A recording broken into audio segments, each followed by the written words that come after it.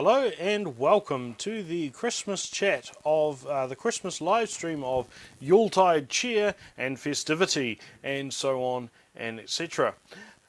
This is something that I've decided to do to share a little bit of time with you today. It's currently 10:36 a.m. on what is it, the 23rd of December here in New Zealand.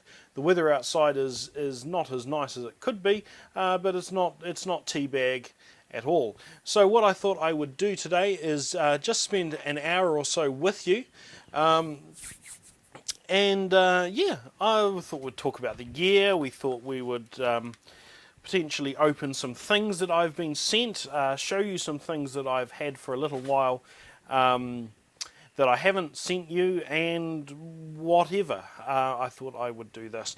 Let me just see if I can straighten up the camera in the middle of the page so that I'm at least centered. Right, so 2019 has been a bit of a it's been a challenging year in many respects. Earlier in the year I had my fifth surgery on my spine, and that was easily probably the worst thing I've ever had to go through in my life. So that was pretty poor. I've partway through 12 months of physio, which is not very fun. However, I did start a new job a few months ago, and that's going fantastically well. I really enjoy the company I work with. So if anyone sees this from my company, woo! It's great to. It's a great job. I'm on holiday now for a couple of weeks. My ability to put out videos has been very poorly demonstrated recently, so I do apologise for that. But I thought I'd try and make some slight form of amends by sharing some time with you today. I can see the live stream there, and that's pretty cool. I can see the live stream. I can see the chat. Every time I try to do a live stream, something has changed. So it's pretty annoying to try and learn everything. Anyway,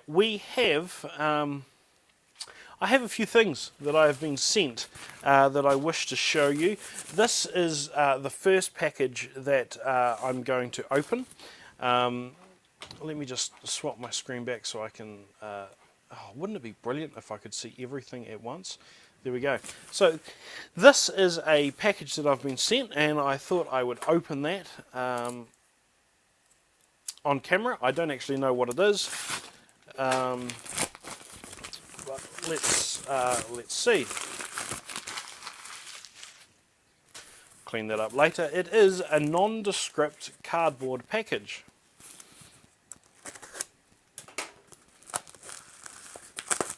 Oh, bubble wrap. Yay! So this arrived in my POBox just a couple of days ago. Right, so this is actually not as exciting as I thought. A little while ago, I bought some mouthpieces. In fact, it was quite a while ago. I bought some mouthpieces, and it looks like these are those mouthpieces that I bought. This was off Facebook. So this isn't actually a Christmas surprise, but never mind. I'll show you what's inside my package. This here is an E-flat bass cozy cup mouthpiece made in England, which needs a lot of cleaning and things. However, this here is of the particular size shank. Let me see if I can get that in focus. Cozy cup. And on the other side, it's got EE. Focus. Well, it has EE written on it, just there. And this is a particular mouthpiece that's designed to go for an old style E-flat bass. I don't have one like this, so even though it looks like it's covered in the excretions of a dying salamander, I am going to clean that up and hopefully use it. So here is the second mouthpiece. In fact, I bought this so long ago I can't even actually remember what the second one is. This is a Vincent Bach 16.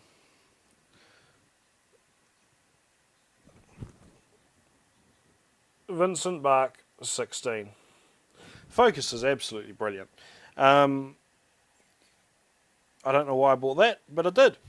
So yes, we have that second mouthpiece. Alright, this here is a second package that I have been sent. I'm not going to show you the other side because it's got the person's address on it. I'm not organised enough to, you know, hide their address. Oh, we have a note. Let's have a look at the note. Hopefully this is actually not something that I've already bought and that it's not like an eBay thing. Trent Hamilton, dear brass guru from YouTube, greetings from the other side of the world near Richmond in Virginia. All of your terrible videos bring me many of my music nerd friends and even my stop playing that daddy it's too loud children much joy and entertainment. If somebody hasn't told you today how much the world is better for having your content and your voice out there, please allow me to rectify this now. It's a very nice sentiment, although he doesn't actually say that. He doesn't go on to say that the world is better for having my content and voice out there. He just says, please allow me to rectify that now, and then goes off on a tangent. I got hooked since watching the woodwind perspective on brass video and learned to stay while the fourth valve does on a piccolo trumpet.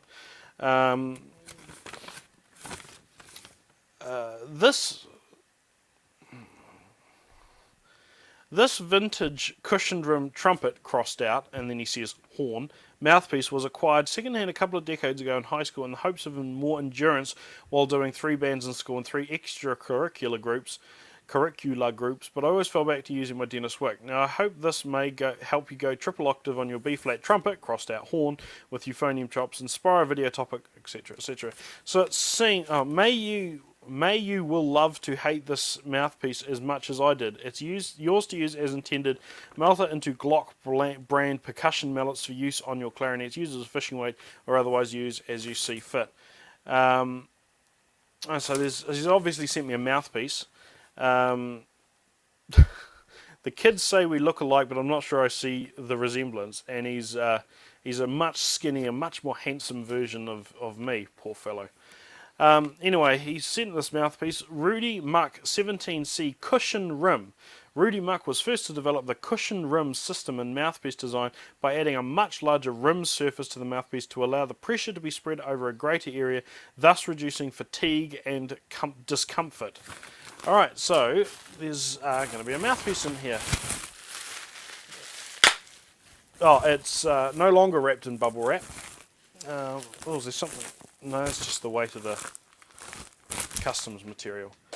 Oh, golly, look at that. So this is a trumpet mouthpiece. The size of the rim. Focus! The size of the rim is ridiculous. Oh, gosh. Alright, so on the side it has Rudy Muck cushion rim and the number 17C. This it appears to be a C, sort of C internal size mouthpiece. It's quite a shallow mouthpiece, and it's got a massive rim. Generally, I don't like massive rims, but yeah, the words cushion rim and then something made out of metal don't really go together, but who knows. That's what that is. So thank you very much, Eric, for sending that through. That is something I'm going to try out when I have a mouthpiece, when I have a trumpet around me. I've got a selection of instruments out, but none of them are trumpets. Let's see if we can focus this again. So there we go. Ah, we had it for a brief moment. Rudy Muck cushion rim 17C, and then you can see the size of that rim is just ginormous. Oh, blast, I've just dropped my phone on the floor, and because my back is stuck in one piece, that's going to be hard to get. What can I do about that? There's probably not a lot I can do about that. Actually, I do have a trumpet near me, but it is a plastic trumpet, which I shall use for the purpose of trying to help me pick up my phone. I drop things, as some of you may know. Right, somebody asks if I check out the the chat. Yes, I do. The next thing I want to do this, however, before playing it, is I want to make sure that it is clean and it doesn't have all sorts of funky things in it. Or on it, or whatever. Something I want to show you next is me drinking some water, because water is good, so just hold on for a moment.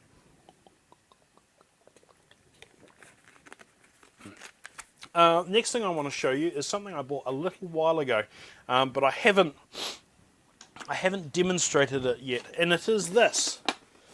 It is a wooden box. Some of the feet are missing off the bottom of it, so we've just got a screw here and an actual foot down here. So we have this wooden box. It has some rather unique latches here that you just sort of press, and it opens up to have this. This is a cornet with a number of accessories in it, and I bought this for a number of reasons. One, it's very, very old, and I thought it was quite interesting, and it seemed to be relatively complete. So we have a number of shanks. This is one of them. Actually, I'll show you the instrument first, why don't I? Let me just put that here. So this instrument is an F Besson. It is from approximately 1880 something. And it is relatively complete, although it's missing one of the bottom valve caps. But I can make a new bottom valve cap on my lathe. It seems to be pretty complete. There's some there's some repair that's been done to the water key there. The valves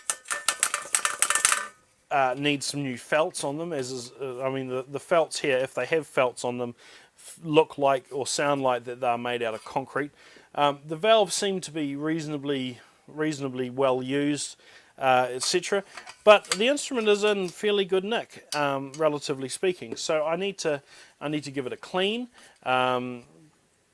But there's no real dents in it. It just looks good, just in good condition. So this is something that I was quite excited about. One thing that I'll note that's gone out of favour with other instruments is that on really old cornets, the lead pipe finishes really, far away from the player. It finishes around here. On normal cornets, the lead pipe's another good, however long that is, about half a kilometre further towards your face. But they end quite early on some of these older instruments. And the idea with that is that you can put in very long shanks to enable you to play either in the key of B flat or A or whatever key takes your fancy. So this is one of those shanks. This is a shorter shank that has another little extension shank inside of it. I don't know why they have two nested shanks, but this is a really small shank. It doesn't fit in that one, so I don't know how that arrangement works, but we've got two shanks there that are connected shankingly to each other. I've got another one here which is in brass. This here is a removable lyre holder. It's not a shank, I've dropped that on the floor. Oh, I'm a ning-nong. Okay, so that removable lyre holder fits over this point here and gives you the little clip that you can attach a lyre into. A lyre is the thing that holds your music. There is a lyre in the case. So this little thing would slot into that lyre holder and give you the ability to hold your music. Instruments like this we use a lot for marching in military and out in public, so having the ability to carry your music around, very helpful. There is one additional shank. This is what's called a pigtail shank, and you can tell why it's called that because it has the little loop. It reminds me a little bit of the BAC logo where you've got, in the loop sort of thing. Because this is one of these, very similar style to the braces that they use on their custom-made trombones and trumpets, but it's not in this case. This case it is a shank, yeah. The mouthpiece is a genuine F Besson mouthpiece. So this was made in the times when it was not just Besson, it was F Besson. Yeah, 198 Euston Road, which is where they've been for a very long time. So that is my 18 something or other Besson, F Besson cornet with many different tuning shanks and a lyre holder. I might see if I can use my trumpet again to scoot that a little bit closer to me. what some of you may not necessarily realise is that I have very little space in my life and in this sort of area, and I'm sort of really crouched, sort of stuck in here. So dropping things is actually a problem because they go everywhere. Anyway, I have dust on my hands. This is the lyre holder. It slips over one of the tuning slides, which goes in here. You can tighten it using this wing nut, and it gives you the thing for you to hook your lyre into.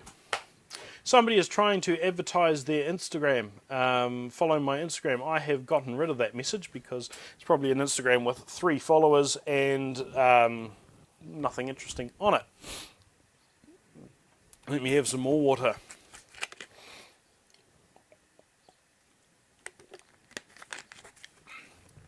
Right. The next thing I want to show you is something that I put back together myself, and it's something that I play quite a lot, just here practicing. Oh, don't fall over. Whoops. Disaster averted, sort of. What can I do with that? I have something very exciting to show you in a little while. Let's put that on its other side instead of balancing it precariously.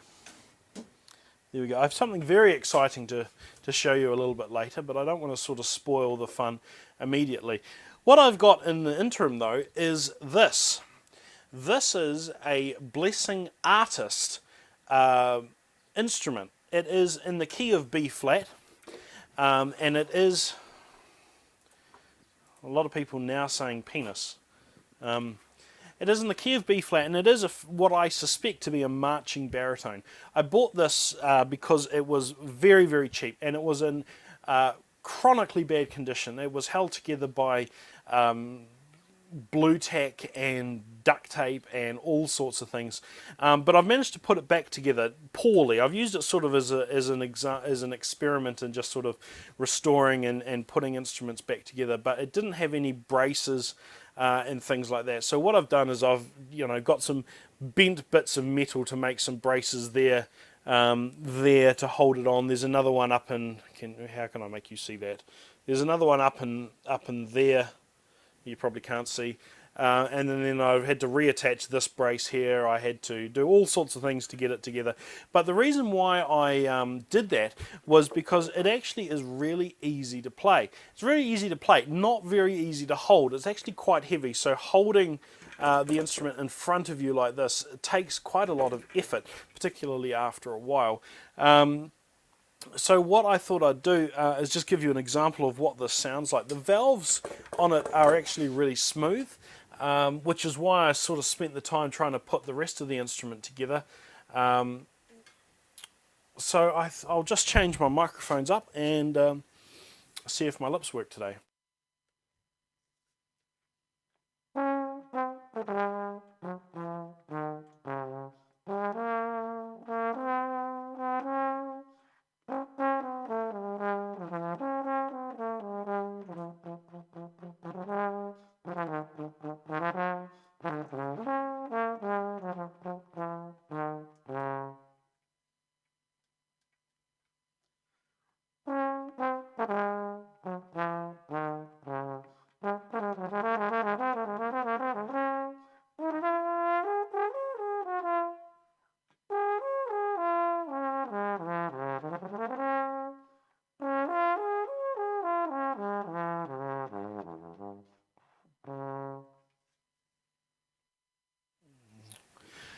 So yeah, it's great fun to play this instrument. It's really small.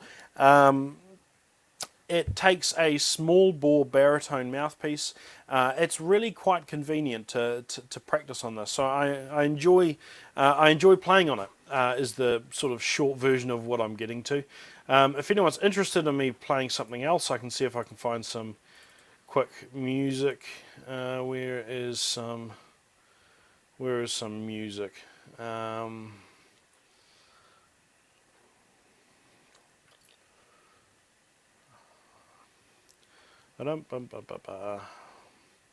Why do I have string music in my collection? That's quite offensive, isn't it? Harlequin by Spark. Here's something I can't play well.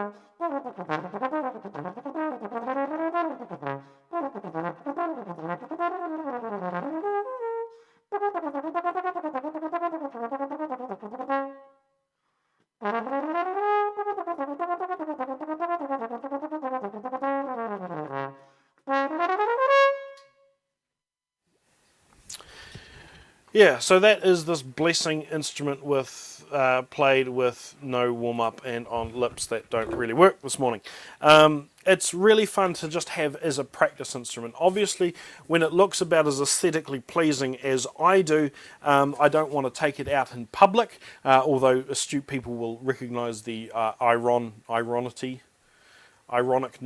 of that sentence. However, it is fun for me to have... just lying around here.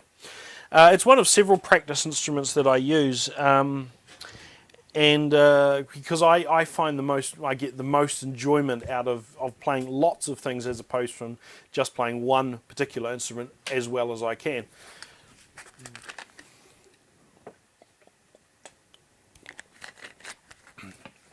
Right, one of the other things that I bought recently, and something that I've left over on one of my workbenches in the garage here, is a set of dent removal tools. I've got a lot of instruments in my collection, and a lot of them are in very pants condition. And so being able to repair some of them myself, I thought would be good. And I've been meaning to get some of these dent removal tools for a very, very long time, and I finally did. So I can't show them to you, but what they effectively are bars of metal that have threaded little holes. That's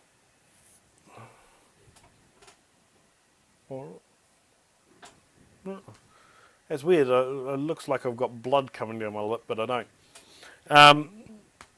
Right, and so the little metal rods, and they've got little threads on the end of them which you put dent balls on. And so by using that, you can massage the dents out from the inside of the tubes, and it works really well. So I've been able to use that to take some of my instruments from not working condition into working condition. So that's something that I find very, very exciting. I have no real understanding of what to do or how to do it, but I have just enough knowledge for me to think I'm better than what I am when it comes to repairing instruments, and so that's what I've been doing. And that's great fun. Right, I have one last thing that I want to show you before I just do questions and answers and just general interactions with you guys. This is something that fulfills all of my criteria for the sort of instruments that I really like. It is currently obsolete, it's quite old, it's very novel, it's quite uncommon, it's largely pointless, or at least the points that it has, you sort of wonder why the manufacturer went to this problem. But it is something that I've had, that I've wanted to buy for a very, very long time. It just so happens that I found something that was about half the price of other ones, and it turns out to not have been as broken as the seller thought it was. So without any more of this adoos, I want to present to you my Con 5-valve double-belled euphonium. The double-belled euphonium is an interesting, it takes the same mouthpiece actually as that, as this marching baritone thing has. The double-belled euphonium is interesting to me because it seems largely pointless. I haven't done a huge amount of research into why they ever existed, but I'm glad that they do exist. At any one time, there's probably only about 2 or 3 of these for sale on eBay worldwide that I can find. And it just so happens that this one, as I said, was about half the price, less than half the price that most of the other ones go for. I've spent some time starting to clean it up, but it's in rotten condition cosmetically. The finish on it is a level of patina that I have never seen before. And when I got it, it did not play. The valves sounded very, very leaky, and it turns out that I fixed it by reading the little numbers on the valves and realizing that 2 of them had been switched around. So I put the valves in the right order, and it suddenly works. There is a water key missing on the side here, so I've just taped that up. But I'm really excited to get this. So what this instrument does, what it works, and I'm also told that this second bell here is not genuine. This is just something else that came with it, which was better than having just an empty tube with nothing on the end. So the idea behind these instruments is that you can use the 5th valve here to reroute the air. So instead of the air going out the main bell, it gets diverted through the smaller bell and creates a different timbre of sound.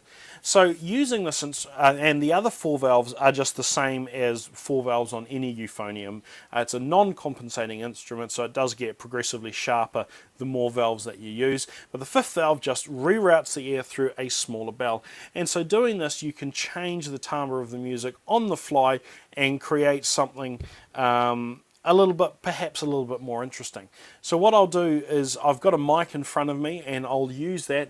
You're not going to get a brilliant idea of the contrast in sound because the euphonium bell is pointing up and this other sort of baritone bell is pointing forward, so it's not going to sound 100% correct, but it will give you hopefully an idea of what the sounds are like.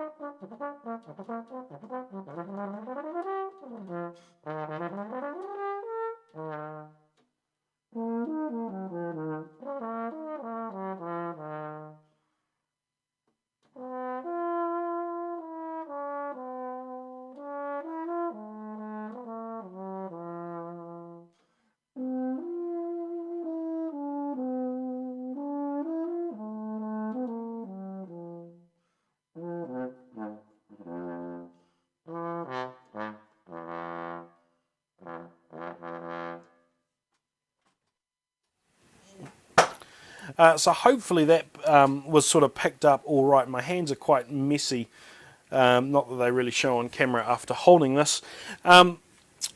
But it is a really interesting. I'm not doing very well with my words. I keep getting my mucking words fuddled up today.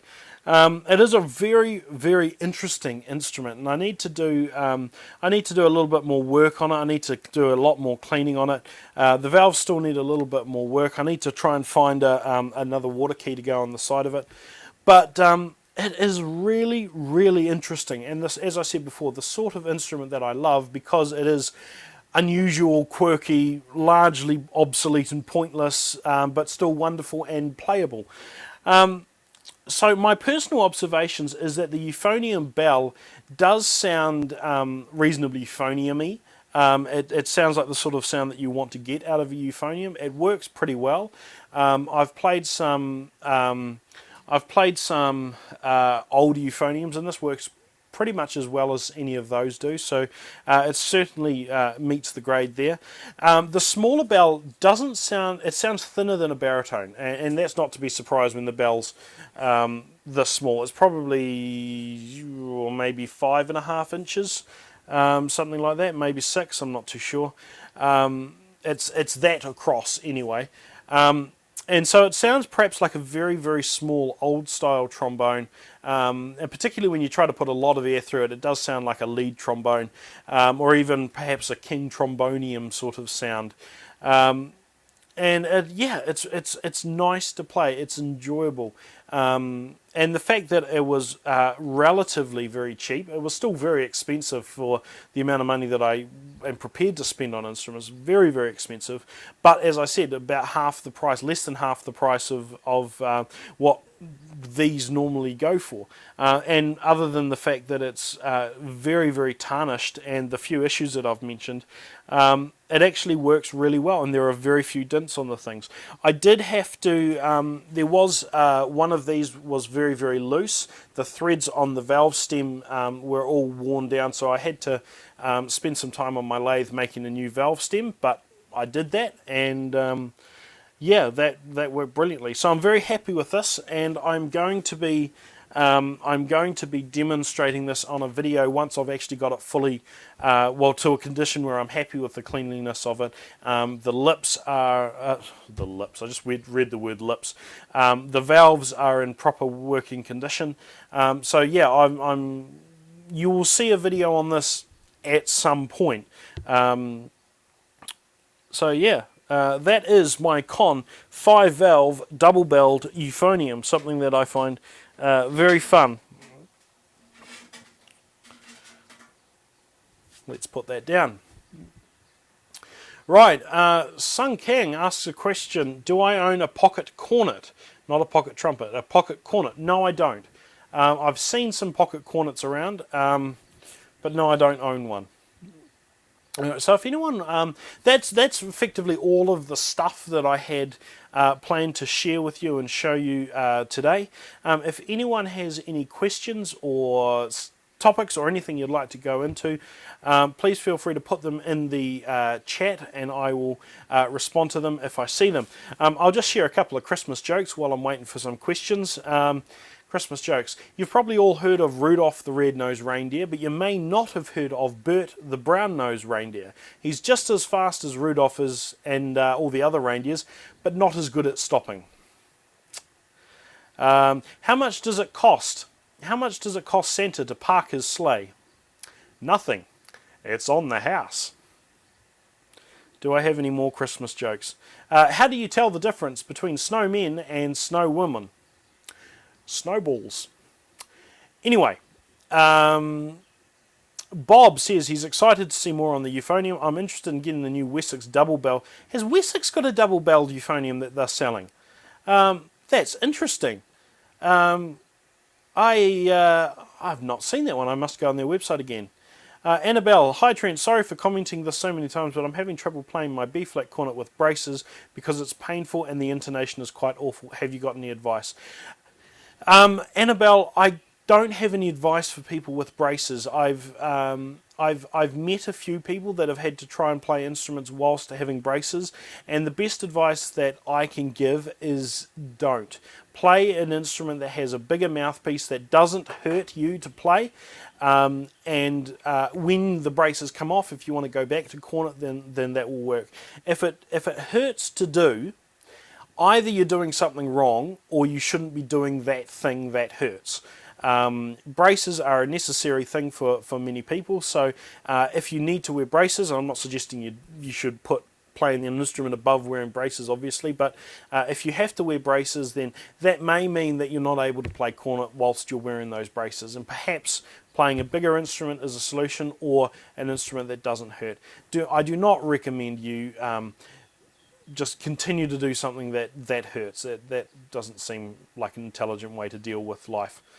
Luggage asks, hello Luggage, I need to give you a call at some point because he is one of my loyal and very generous supporters on Patreon, and I need to give him a video call at some point. He asks, will you ever get an F contrabass trombone? An F contrabass trombone is on my wish list of things. Perhaps one day when I come to power I'll be able to afford one, but at this point in time it is just a pipe dream of something that I want to have but I don't have at the moment. The name's Jason asks, what does he ask? This is a pretty subjective question, but do you recommend Mendini brass instruments? I've played trombones for 6 years and I'm thinking about buying a cheap Mendini trumpet to learn valves. They are just another Chinese generic brand. They're all made, as far as I understand, by Jim Bao, however that name is pronounced. They're made in China, mass-produced, and they just have different brands put on them. I don't suspect they're going to be any different to any other brand of cheap Chinese instrument. So the thing is, your mileage may vary. If you get a good one, then you're lucky. If you get a poor one, then I just hope you have a warranty with whatever you bought. So hopefully that answers that question. Simon Fransman, hi Trent, brass teacher maining trombone, teaching kids aged 8 to 16. How the actual frick do I play French horn without it sounding like crap? The answer to that is you put down the French horn and you pick up something else. My ability on French horn is very poor, so I don't know, I can't give you any advice on how to really cultivate a lip for French horn, but it is a difficult instrument to play nicely, but I don't really have any advice that's serious. Veronica, whose surname I won't pronounce, says, question, how many instruments do you have in that room? In this room I do not have too many. My instrument collection is about 100 instruments, mostly brass, and in varying conditions. So I've got some instruments that are shaped like an instrument but will never be playable again, and that goes all the way through to instruments that I would take to a concert and play in concert. So I've got about 30 or 40 instruments that are in playable condition, some instruments that would be playable if they had some effort spent on them, and all the rest are just instrument shaped objects that you wouldn't really want for musical purposes, but I've just got for whatever reason. Where's another question? Ever heard of the sub-contrabass trumpet? Yes, I have. Again, I'd like to get one of them one day, just for novelty purposes. I'm a trumpet... Oyvind Ringen, again, my apologies for... I'm going to call you Steve. Steve says, I'm a trumpet player and I'm trying to learn trombone. Do you have some advice? Yes, find someone that can act as a mentor for you. I self-taught my trombone and consequently made a whole lot of mistakes of doing things that were the easiest way to achieve a particular outcome. With music, as with pretty much every pursuit in life, the best way to do something may not be the easiest way, but if you persevere with it, you'll get to something which in the end will enable you to get further. So find somebody that can show you the ropes, correct you when you start doing something an incorrect way. Trying to teach yourself an instrument generally will only enable you to go so far. You often need to have somebody to guide you along. That's my advice. Where's some other questions? Would you ever consider playing trombone without a mouthpiece? If you buzz right into the slide, I believe it plays an octave higher, maybe two. Yeah, I used to do that. You can play just straight into the lead pipe of an instrument without using a mouthpiece. It doesn't play up an octave. It's just a smaller area for your mouth to go to apply through. It hurts your lips. It doesn't achieve anything musically beneficial. So I did it when I was a kid, but I haven't done it since.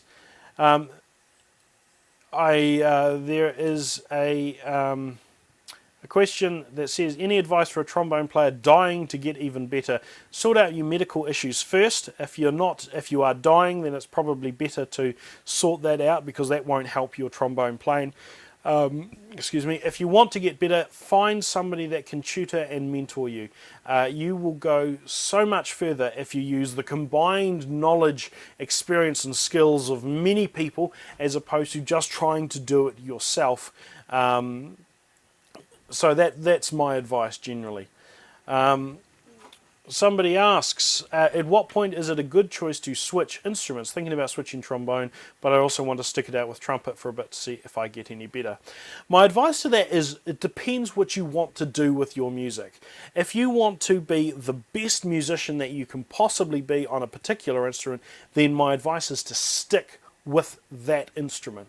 That is how you get to be the best that you can be, is by sticking with one instrument, getting people to show you the ropes, learning as much as you can, experimenting with that instrument as much as you can, and go from there. If, however, you are more like me and you would rather be a very useful musician, in that you can play lots of instruments to a sort of lower level, rather than playing just one instrument brilliantly, then you feel free to switch as often as you like. You'll need to do a lot of work on keeping your embouchure fit, particularly because the way your lips work for smaller instruments is different from larger instruments. So that would really be my advice. I would recommend, however, that they say, jack of all trades, master of none, and that's sort of my approach to music. I play a lot of different instruments reasonably okay, to the point where I can be useful if a band is missing a part. But if you wanted somebody to be a soloist on a particular instrument, you're going to want a person who specialises in that particular instrument. So as far as changing instruments and all the rest, choose what you want to be as a musician and use that as your starting point.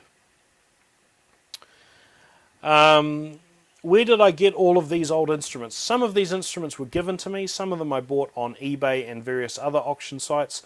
Yeah, so that's that. The horn, this circular horn, I inherited from my grandfather when he passed away. The frumpet up here, the Getson frumpet, that was given to me, although I had to pay $500 and something postage for that, which was ridiculous.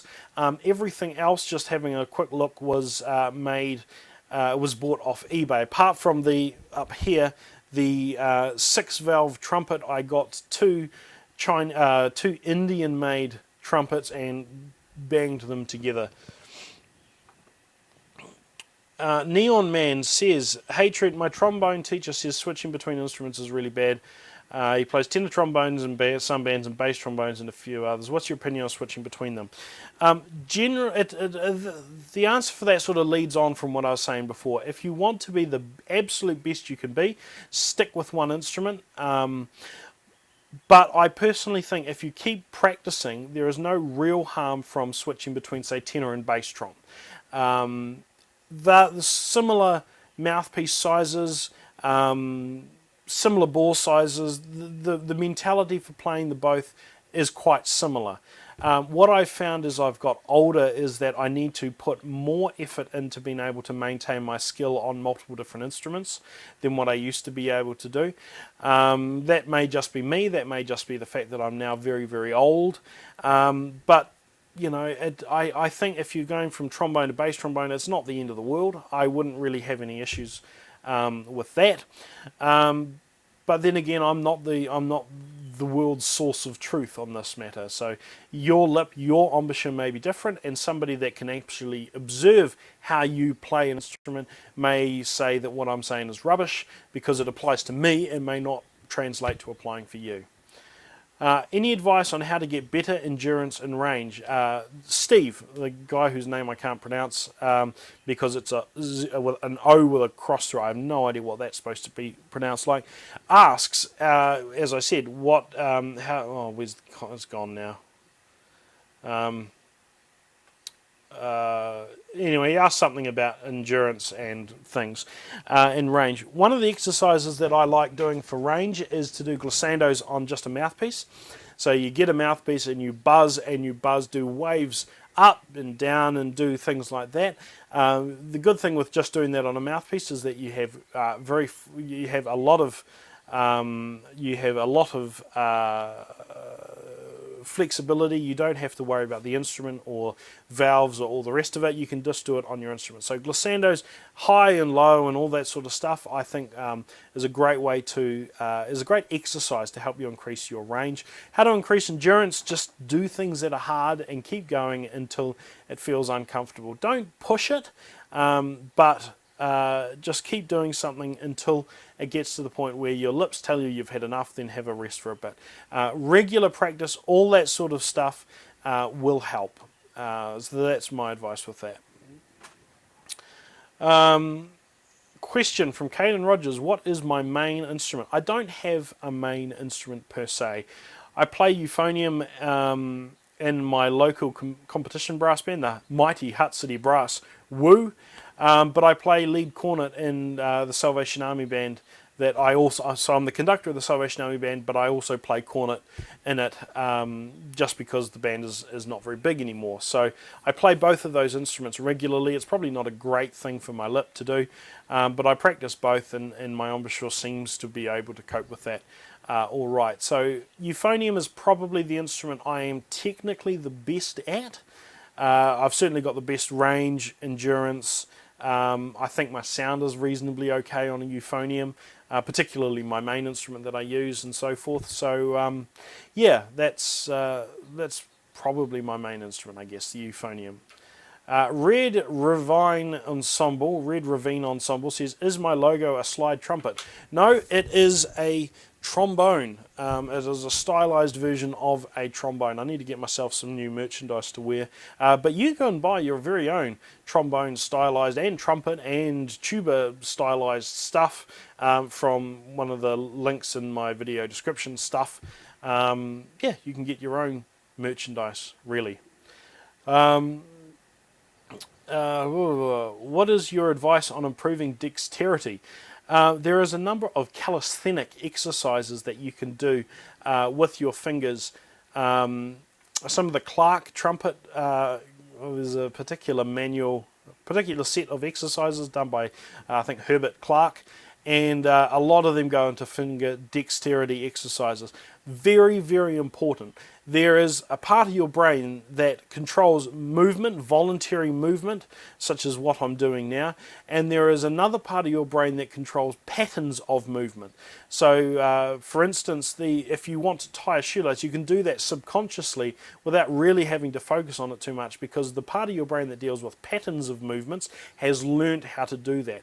Things like scales, finger dexterity, all the rest of it. If you can practice it deliberately enough so that it transfers to the pattern part of your brain, then your dexterity is going to go through the roof. I can look at a piece of music, and if it's a scale that I know reasonably well, which is most major and minor scales, then I can play that without having to think, just glancing at it, identifying it, recognizing it, what it is, and I can just go and play it without having to manually think of every note, each fingering combination or slide position or whatever, because it's in that part of my brain that deals with patterns of movements. So finger dexterity is about building the dexterity of your fingers, but with the end goal of having that all of that muscle related stuff transferring into the part of your brain that deals with patterns of movements. So hopefully that understands that question. What is my favourite scale? I don't have a favourite scale. Oh, do I? I like major scales if I'm just practicing scales or warming up.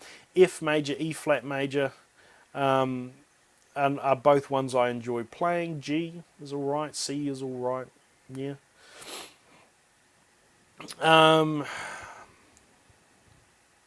If I have a trombone with both valves and a slide, can you please play it, please, or just a trombone, please? I don't have any trombones that are in playing condition near me. I've got this microphone. Sorry. My microphone just fell off, and the little fluffy thing that prevents wind and air noises, blah, blah, blah, that has just fallen off too, so I apologise for the crackling noise and blah, blah, blah. So yeah, I've only got this trombone here, which is a Getson Super Deluxe, and that's not really in playable condition. All my other trombones are packed away over there, or in the roof there, or in the roof over there, or in my storage unit, so I can't really do that. My apologies. Steve asks another question. When did you start playing music? I started learning the cornet from the age of 4, and I actually have the cornet that I learnt to play on. It's in about 12 pieces because it was broken and all the rest of it. I used to live out in a woodshed. It was a junk instrument, but that was the very first instrument that I played. And so I actually have that. But I started learning the cornet from the age of 4. I started teaching myself the trombone from about 6. I first joined my brass band, which was the Oamaru Salvation Army band, at the age of 7-ish. 7 or 8, and yeah, I've been playing since then. Steve is from Norway, that's why his name is hard to pronounce. Merry Christmas. Merry Christmas to you, Steve. I hope that you don't mind me calling you Steve, because I don't know how to pronounce your name. Hello, blah, blah, blah, from Pavel's, another person who can't, I'm going to call Pavel Suchi, I'm going to call you Tom. So, sorry Tom, I can't pronounce your name. You've got an L with a line through it by the looks of things. I have no idea what that's supposed to be pronounced like. I know W's are pronounced as V's in different parts of the world, so I'm just going to call you Tom. Anyway, Ed Coops, Trent, I am a trombonist and I'm wanting to get a euphonium. Do you know of any good and cheap euphonium? Good and cheap are usually mutually exclusive terms, but it depends on how much euphonium you want to get for your money. If you want something that's going to enable you to play in competitions with perfect intonation and all the rest of it, then good and cheap don't go together. But good enough and cheap usually do. So there's a whole bunch of things that you can buy, etc. It's really a matter of just taking every particular example and testing it for its merits and seeing whether it works for you. I have no particular recommendations. $7 Squad. I suspect that's either not his name or his parents were on meth when he was born. I'm assuming it's a he. I am a tuba and bass trombone player, but I want to get into playing the cornet. Any advice? My advice is what I've said previously in the video. Go and find somebody that can teach you. Trying to learn an instrument yourself, you will probably end up making a whole bunch of mistakes that will limit how far you can go. And it is a lot of effort to backtrack, particularly when it's a physical skill you're learning, and trying a different route to go further. It's something, yeah, I recommend you find somebody that can show you the basics. What's my opinion on the Blessing brand? They are the very few Blessing instruments that I have played are reasonably okay. They seem to be adequate. I wouldn't necessarily say they're right at the top echelon, but a good beginner, student, intermediate grade instruments from the very few that I've played. But of course that's just my experience with a very small subset of them. French horn is love, French horn is life. There's a person with a lot of enthusiasm for their life.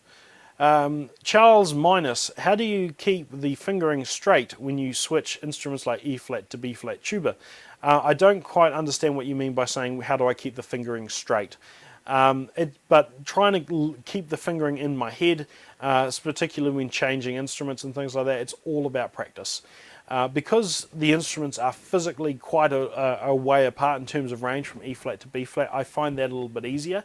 I find it much easier going from E flat to B flat instruments than I do from going from, say, B flat to C, because the interval difference between what you're playing and the sound that you produce is a lot smaller, so I find that actually harder than going from, say, B flat to E flat.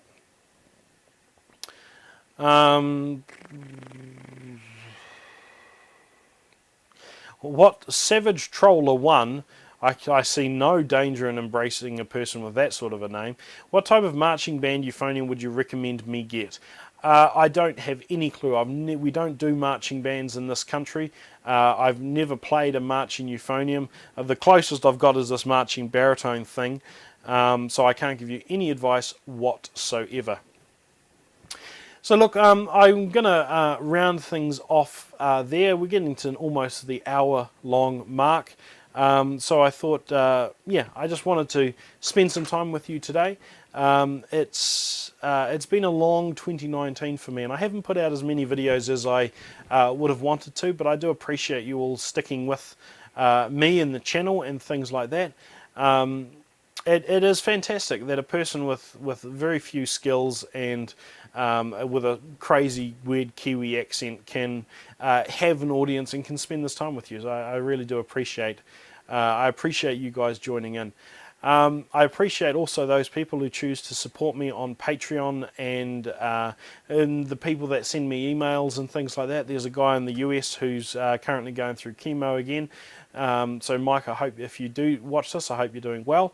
There's a few people in New Zealand who asked for shout outs. Matt Steen, I'm not going to mention you particularly, but it's fantastic to be able to spend this time with you. That's probably all I've got to say, really. So I hope you all have a very Merry Christmas. I hope that it's restful for those who want rest. I hope it's enjoyably social for those who want enjoyably social Christmases. I'm hoping for something very, very quiet and stress-free myself, so that I can just sort of regroup myself and get ready to start 2020 with a clear vision, of what to do and moving forward and things. So yeah, my email address for anyone who wants to email me is trenthamiltonnz@gmail.com. If you go onto my YouTube page and you go through to my channel and click on the About, there's a contact thing there. Or if you follow me on Facebook, you can send me a message through there. But otherwise, it's trenthamiltonnz, the NZ is short for New Zealand, which is where I'm from, @gmail.com. Yes, so thank you very much. Thank you very much for everyone who has tuned in. A very Merry Christmas indeed, and so on and so forth. Thanks very much for watching.